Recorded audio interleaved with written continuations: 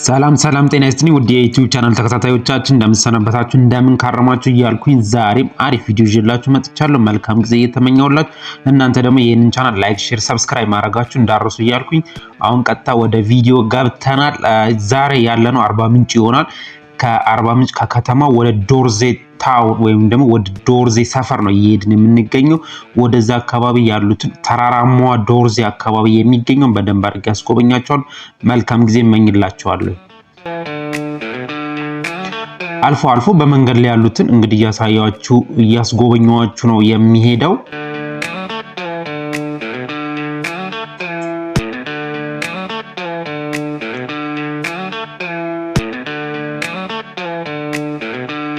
በጣም ጥቅጥቅ ያለ ደን ነገር ነው የሚመስለው ስትመለከቱት። በጣም ግሪን ነው። ደቡብ አካባቢ አርባ ምንጭ በተለይ በጣም ግሪን ነው። በጣም ደስ የሚል አካባቢ ነው እያየን እየተመለከትን የምንሄደው። በርቀት ደግሞ ጫሞ ሐይቅ ነው የምንመለከተው። እዚህ ጋር እንግዲህ ሙዝ ገዝተን ወደ ዶርዜ ሰፈር ወይም ደግሞ ዶርዜ ቪሌጅ ነው የምንሄደው። በጣም የሚጣፍጥ ሙዝ ነው። የአርባ ምንጭ ሙዝ በጣም ታዋቂ ነው። አነስ ብላ ግን በጣም የሚጣፍጥ ሙዝ ነው ያላቸው።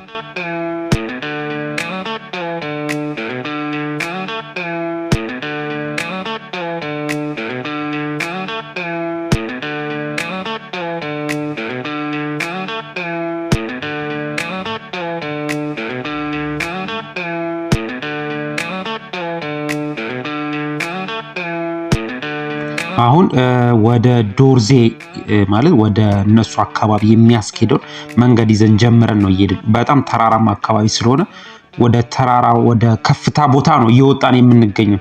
ተራራማ ቦታ ላይ ነው የሚኖሩት ዶርዜዎች በብዛት። ከላይ ሆነን እንግዲህ አርባ ምንጭን ወደታች እንመለከታታለን። ከተማዋን በግራም በቀኝም እያስጎበኘኋችሁ እሄዳለሁ።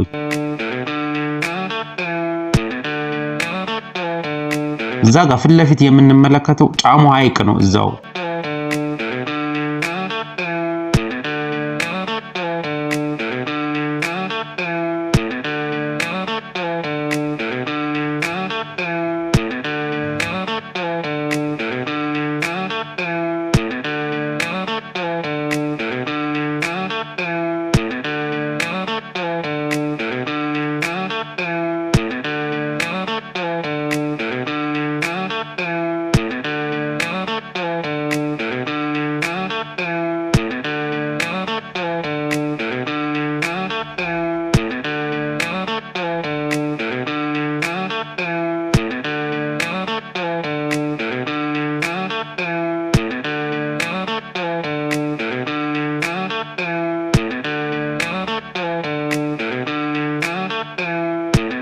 ተራራውን እየወጣን አሁን ያው እንግዲህ ተራራውን ገና ግማሽ ላይ ነን፣ እየወጣን ነው የምንገኘው።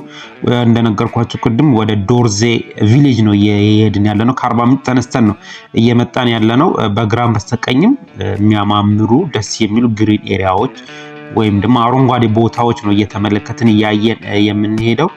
እዚህ አካባቢ ስትመጡ ብዙ ጊዜ በመንገድ ላይ ዳንስ ያሳያቸዋል። ህፃናቶቹ የዶርዜ ባህላዊ ዳንስ ጭፈራን ያሳያቸዋል። መንገዱን ዘጋ አድርገውት ጭፈራ ዳንሱን እያያችሁ እየተመለከታችሁ ነው የምትሄዱት። መንገድ ላይ ራሱ በጣም የሚስብ ነው፣ መስህብ አለው።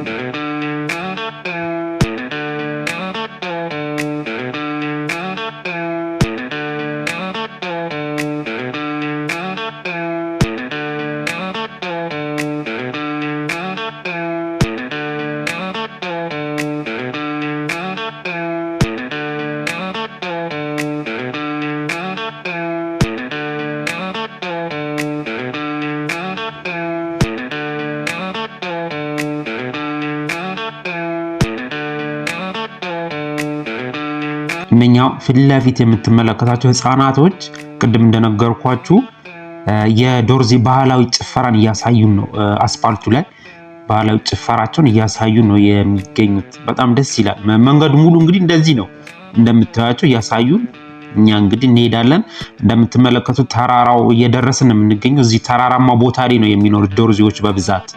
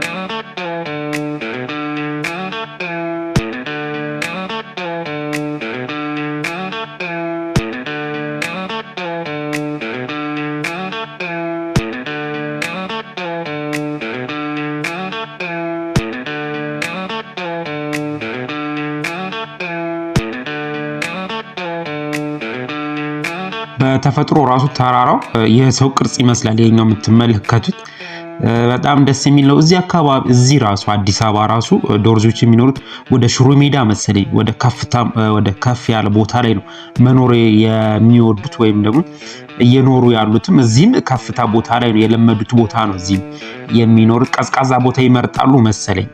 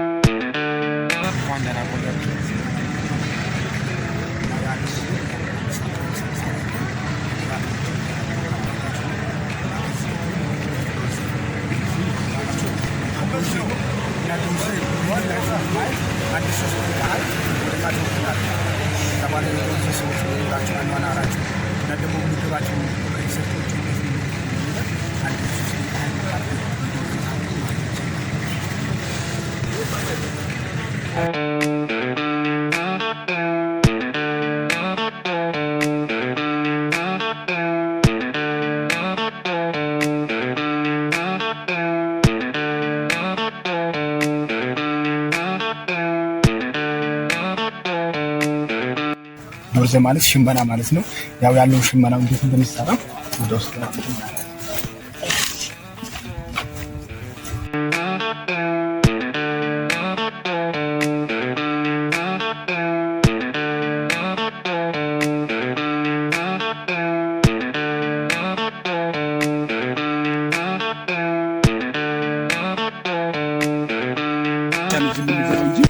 ከፍታ ላይ ስላለን በቆሎና ጤፍ ማግኘት አንችልም።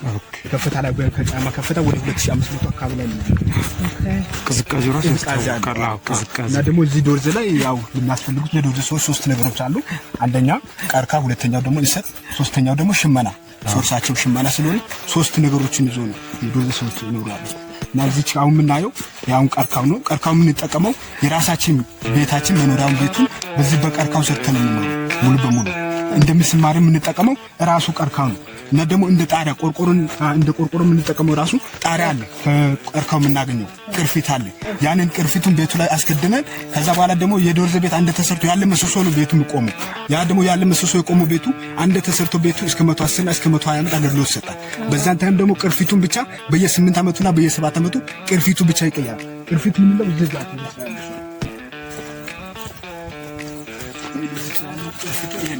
ምን ከድነ ቤቱ ላይ ዝናብ እንዳስገባ ወደ ውስጥ ዝናብ እንዳስገባ ብንጠቀመው ይሄን ቅርፊት እንደ ቆርቆሮ አድርገን ነው ይሄን የምንጠቀመው። ያንን ነገር ወደ ውስጥ ገብተን ቤቱ ነው ላይ ገና እየተሰራ ነው። ልክ አሰራሩ መጀመሪያ እንደዚህ ከተሰራ በኋላ ነው ቅርፊቱ የሚደረገው ቤቱ ላይ በላዩ ላይ ቅርፊቱ የሚደረገው እንደዚህ ከተሰራ በኋላ ነው። ይሄ ደግሞ የተሰራው በሽመና አይነት መልኩ ያው ተጠላልፎ ልክ እንደ ሽመና ተደርጎ ነው የተሰራው። ገና ስብባና እየተሰራ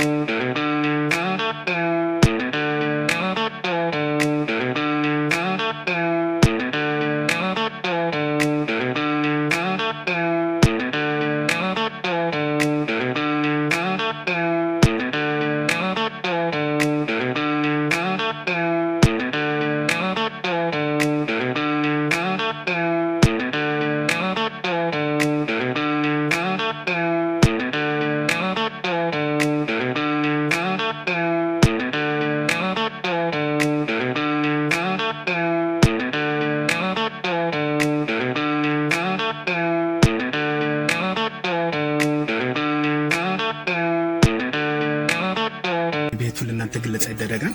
እስከዛ ያው ቤቱ ግለጻ ከመደረጉ በፊት የዶርዜ ሰዎች መኖራቸው ያው በሽመና ስታይል ስለሆነ ሽመና እንዴት እንደምሰራ እዛች የሽመና ማሽን አለች። ሽመና ምሰራ መጣል ሽመና እንዴት እንደምሰራ ካየን በኋላ የቤቱ ግለጻ ይደረግላቸዋል። እና ደግሞ እዚህ ጋር አሁን የለበሳችሁት የዶርዜ ባህላዊ ልብሱ ነው። እና ይሄ ልብሱ የሚባለው ስሙ ዱንጉዛ ነው። ልብሱ ዱንጉዛ። እና ደግሞ አሁን ዶርዜ ላይ 12 መንደሮች አሉ። 12 ቪሌጅ አለ። እና 12 መንደሩ ውስጥ ወደ 80 ሺህ እና 70 ሺህ የሚጠጋ ህዝቦች አሉ። 80 ሺህ የሚጠጋ ህዝቦች አሉ። እና ደግሞ ይሄ ከ12 መንደሩ አንዱ መንደር ውስጥ ዶርዜ ሂርጶ ፓንጎ የሚባል መንደር አለ። እዛ መንደር ላይ የተጀመረ ልብስ ነው። እና ደግሞ ድሮ የዶርዜ ሰዎች መኖራቸው ቤታቸውን ከመስራታቸው በፊት መኖራቸው ዋሻና ተራራ ውስጥ ነበር። የዶርዜ ሰዎች መኖራቸው መጠለያቸው ዋሻና ተራራ ውስጥ ነበር። እና ደግሞ ያ ዋሻውና ተራራ ውስጥ እየኖሩ ያሉት ይህን ሽመናው ሲሰሩ ደግሞ ከ12 መንደሩ አንዱ መንደር ውስጥ ዶርዜ ሂርጶ ፓንጎ የሚባል መንደር አለ። እዛ ላይ ከ510 ዓመታት በፊት የተጀመረ ልብስ ነው። ስሙ ዱንጉዛ ነው የሚባለው። እና ደግሞ 3 አይነት ቀለሞች አሉ። ለዚህ አሁን እዚህ ጋር ጥቁር አለ፣ ቢጫ አለ፣ ቀይ አለ። እና ደግሞ ለእያንዳንዳቸው ሚኒንግ አላቸው ለሶስቱም። እዚህ ጋር ጥቁሩ የሚገልጸው የኛን ገጽታችን፣ እዚህ ጋር ያለው ጥቁሩ የኛን ገጽታችን ነው የሚመለከተው። እና ደግሞ እዚህ ጋር ቢጫው ያለው ተስፋ፣ የወደፊት ተስፋና እና ደግሞ እንግዳ ከመጣ በኋላ የዶርዜ ሰዎች ለእንግዳ የሚያቀርቡት ማር ነው። ያንን ማርን ያመለክታል።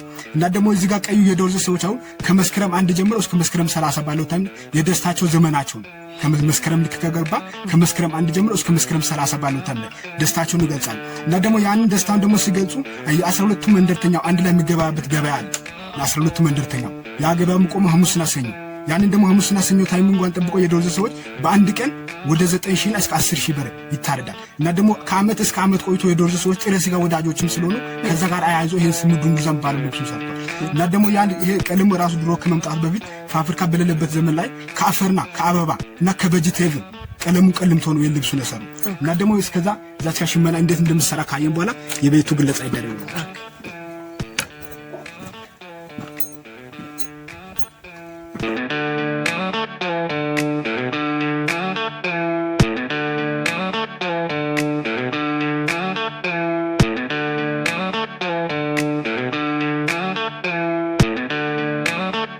እዚህ ዶርዜ ላይ ያው ከ16 ዓመት በላይ ከሆነ በኋላ ወንዶች ሽመና ይሰራሉ።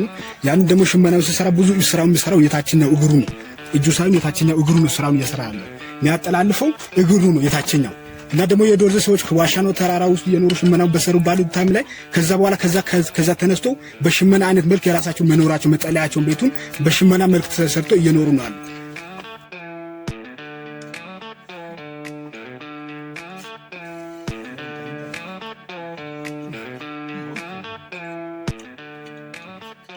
እና ያው ተራ በተራ ሲያደርግ ያጠላልፋል።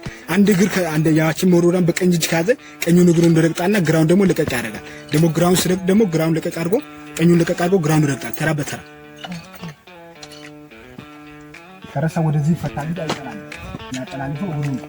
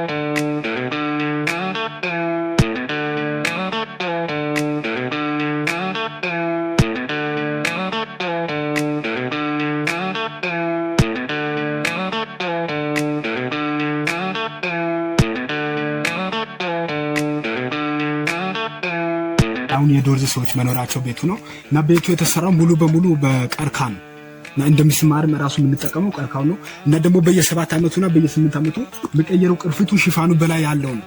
ቤቱ ልክ እንደዛው ከተሰራ በኋላ በላይ የሚከደነው ቅርፊቱ በየ7 ዓመቱና በየ8 ዓመቱ መቀየረው ነው እና ደግሞ የዶርዜ ቤት መጀመሪያ ሲሰራ መሰረቱ ወደ ላይ ከፍታው በ12 ሜትር ከፍታ ይሰራል።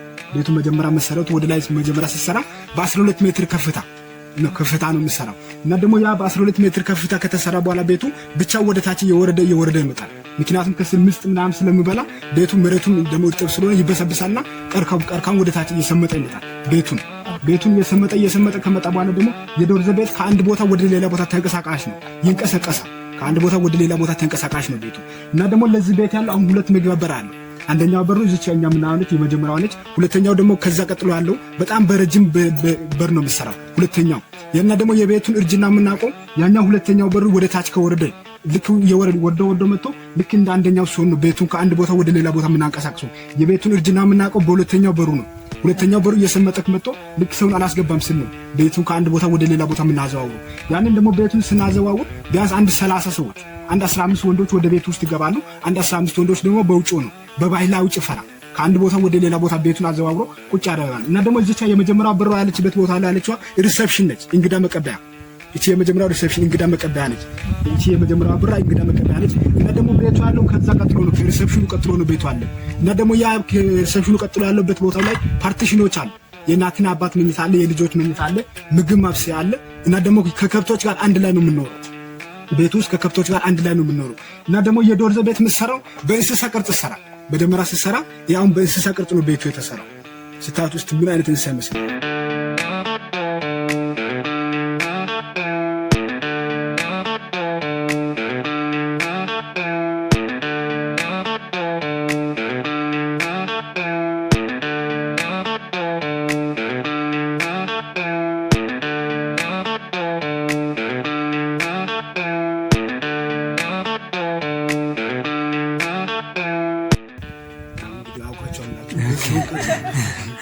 በዚሁን ቅርጽ ነው የሚሰራው እና ደግሞ ያውን በዶርዜ ቤት የሚሰራው በዚሁን ቅርጽ ነው እና በዚሁን ቅርጽ የተሰራበት ምክንያት አሁን ቅድም እንዳልኩት የዶርዜ ሰዎች መኖራቸውና መጠናቸው ዋሻና ተራራ ውስጥ ነበር የሚኖሩት እና ደግሞ ያንን ዋሻና ተራራ ውስጥ የዶርዜ ሰዎች የኖሩ ባሉበት ታይም ላይ እዚያ አካባቢ ላይ ብዙ ጫካ ነበርና የዶርዜ ውስጥ ዝሆኖች ነበሩ እና ደግሞ አንድ ላይ ተግባብቶ ከዶርዜ ሰዎች ጋር አንድ ላይ ተግባብቶ የኖሩ ነበር። እንደ ትራንስፖርቴሽንም ጭምር ዝሆኑን የተጠቀሙ ነበር የዶርዜ ሰዎች እና ደግሞ የዚህ ጋር የሰሮችን የሽመና ውጤቱንም አስጭነው በዛን ታይም ላይ መኪና በሌለ ታይም ላይ አስጭነው እየተጠቀሙ ነበሩ። ዞን አንድ ላይ ተግባብተው እየኖሩ ስለነበረ ያንን ደግሞ ለማስታወስ ብለው የራሳቸው መኖራቸውን ቤቱን በዝሆን ቅርጽ ሰርተው እየኖሩ ነው። እና ደግሞ ዝሆንም ከአንድ ቦታ ወደ ሌላ ቦታ ስለሚንቀሳቀስ የዶርዜ ቤትም እርጅና ላይ ከአንድ ቦታ ወደ ሌላ ቦታ